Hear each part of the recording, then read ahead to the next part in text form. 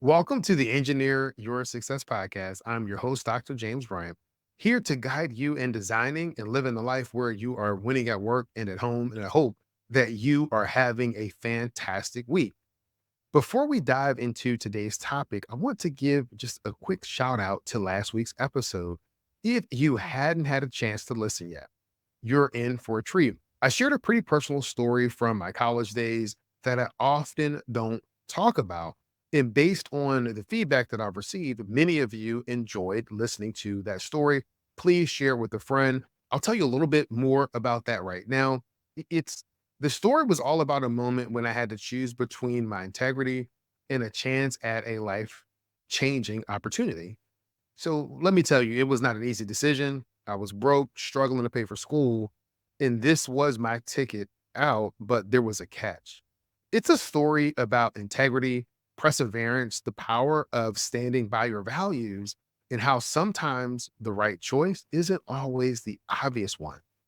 So if you're facing a tough decision right now, or if you've ever wondered whether integrity really pays off in the long run, I think you'll find that episode really hits home. So if you missed it, go back, give it a listen. It is episode 152, and I promise that it will be well worth your time. Who knows? It might change the way that you approach the next big decision in your life. Getting into today's episode, we're going to dive into another pivotal moment in my life, but this was early in my career. This is a story that I believe will resonate with many of you. So, have you ever stood at a career crossroads weighing a decision that could change everything? Well, if so, buckle up because that's exactly where our story begins. So, here was the dilemma. The year was 2001. I had just earned my PhD from Virginia Tech, and I landed what seemed to be my dream job in a private operation and maintenance contractor that was headquartered in Richmond, Virginia. My role was dynamic and challenging. I found myself supporting projects across the country, from Oklahoma to Alaska to Texas to Virginia. Then came what I would say my big break. I was assigned as a project engineer to our Washington, D.C. project. So picture this. I'm a young engineer with a company vehicle. I'm managing projects. I'm interacting with major clients in our nation's capital. Life was good. And my career was on an upward trajectory. But here's where things get a little interesting. Just before my DC assignment, I started dating someone special, a woman that I'd been waiting for my whole life. The timing wasn't perfect, but when is timing ever perfect when it comes to matters of your heart? She lived here in Richmond, Virginia, where we live now, but she lived in Richmond, Virginia, a good 2 hours south of DC. And so while she was open to moving, her heart was really set on staying close to home, close to her family, close to her mother, just close to all that she's known. And we decided to give a long distance relationship a try. But as things got more serious, we did face that crucial decision. Where will we build our life together? So, after much discussion and prayer, we eventually decided that we were going to settle down in the Richmond, Virginia area. So, that sounds pretty simple, right? Well, not quite. I found myself at a major crossroads. My career was blossoming, right? This was really what I wanted to do. I was there in Washington, D.C. And while my heart was tugging me back to Richmond to be closer to the woman that I loved, the woman that was going to be my future wife, um, it was really one of those classic cases of personal life and professional aspirations seemingly being in conflict where we're living in this tension between what's going to be best for my career and what's going to be best for my overall life. So I ask you a question. How would you handle a situation where your personal life and your professional goals seem to be pulling you in opposite directions? What would you prioritize? And more importantly, is there a way where you can actually align both? So that leads us closer to this next part, which is decision. So I searched for jobs in the Richmond area and I hit a wall. None of them, none of those positions could match the salary that I was making, especially when you factor in the perks like a company car. And here's the complicate things from a career perspective. I hadn't yet obtained my professional engineering license. So that really limited my options even further. But then there was an opportunity that came up with the Virginia Transportation Research Council. It aligned perfectly with one of my interests, and that was really the practical application of research. I was always and still am more of a hands-on, application-oriented type engineer. But there was a catch with this position, and then that was the salary was significantly lower than what I was making. So I'm at this crossroads roads. On one hand, I wanted to start my life with my future wife. On the other hand, I was facing a substantial pay cut. And just let me be honest with you. At that time, a lot of my identity was tied up in my salary. I equated my value with the amount of money that I made. So does this resonate with any of you? Because I found that my value was tied up in my salary, and if the salary was gonna be lower, my value was lower, and that goes into just self-confidence, thinking about what I was going to achieve. But after I thought about it and really did some soul searching, I did decide to take the job. It did mean commuting from Richmond to Charlottesville every day in my own vehicle. Remember, I said I had a company car before, so now we have more expenses, more wear and tear on the car. But I made a crucial decision, and that was this. I was going to leverage this opportunity to achieve one of my other long-term goals. And so when we think about this struggle that I was having, so every morning as I started my commute, I reminded myself that one of my goals was obtaining my professional engineering license. I had immersed myself in projects that could help me reach that objective.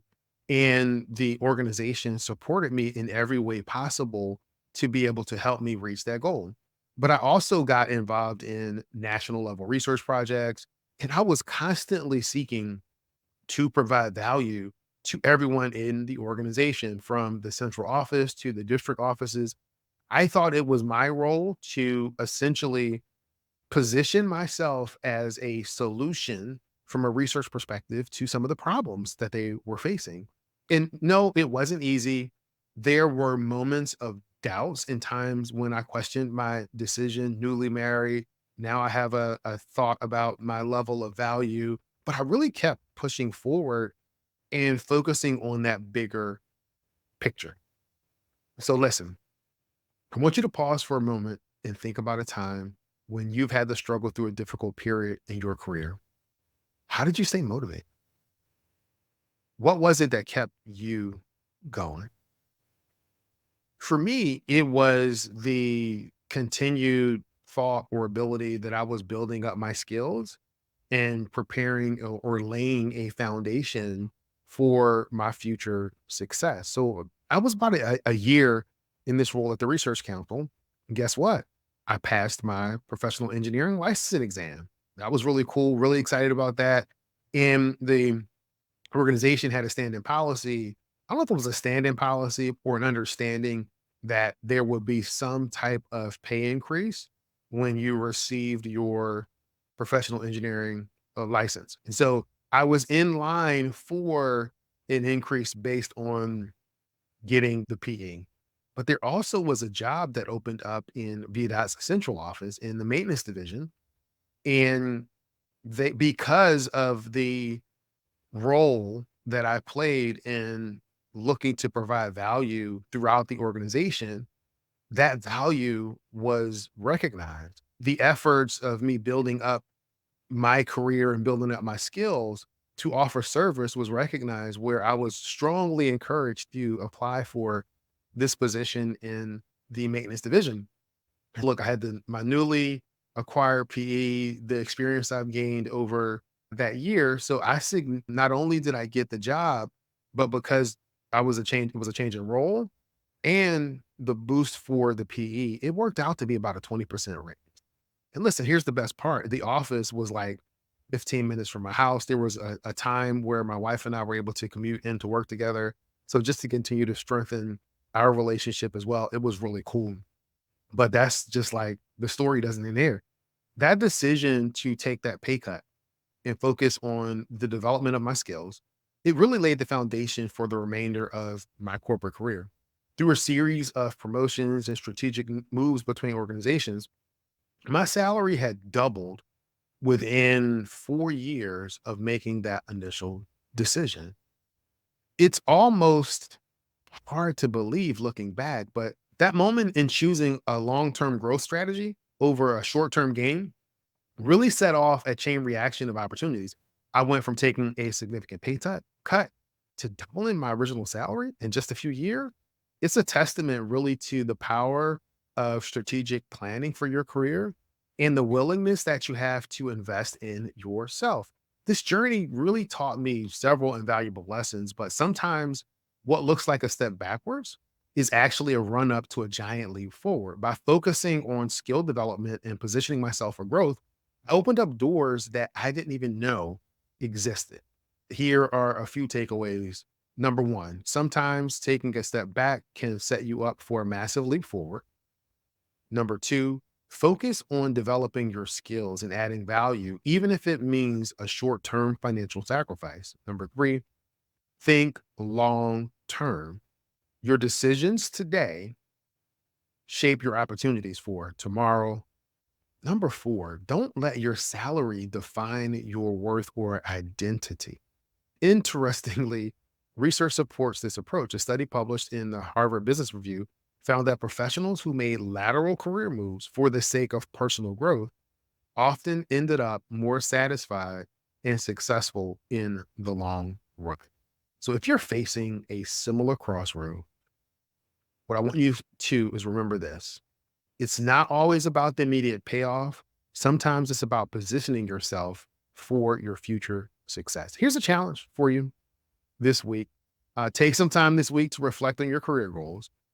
Are you in a position that allows you to grow and develop crucial skills? If not, what steps can you take to change that? I'd love to hear your thoughts on this. You can share your own career transition stories on social media. You can use the hashtag engineer your success, or better yet, you can use the link in the show notes to record your own story so that we can include it in an upcoming episode of the Engineer Your Success podcast. I want you to remember that your career is a marathon and not a sprint.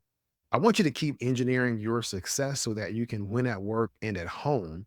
And I'm going to end this podcast like I end every podcast episode, and that's this.